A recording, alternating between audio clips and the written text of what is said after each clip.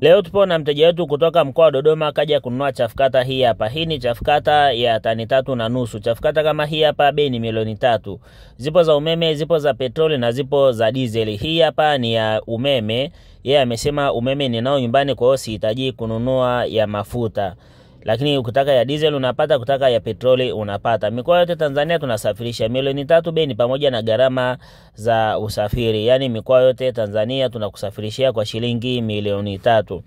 Hapa tupo tunasaga nyasi kama unavyoona, lakini hii mashine ina uwezo wa kusaga magunzi, ina uwezo wa kusaga mabua ya mahindi, ina uwezo wa kusaga majani ya maharage, ina uwezo wa kusaga vitu vigumu kama vile mashudu au makapi ya alizeti, mahindi.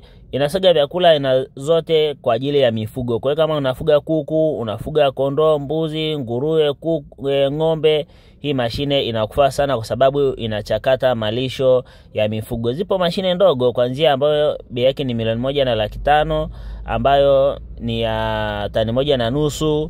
Ipo nyingine ya tani 2.5 ambayo bei yake ni milioni 2.5. Hii hapa ni ya milioni 3 na ipo kubwa ya milioni 4.5. Kama unavyoona nyasi tayari zimesagwa na zimekuwa laini kabisa kwa ajili ya chakula cha mifugo. Kwa hiyo unaponunua mashine tegemea ubora huu kwenye mashine yako. Karibuni sana.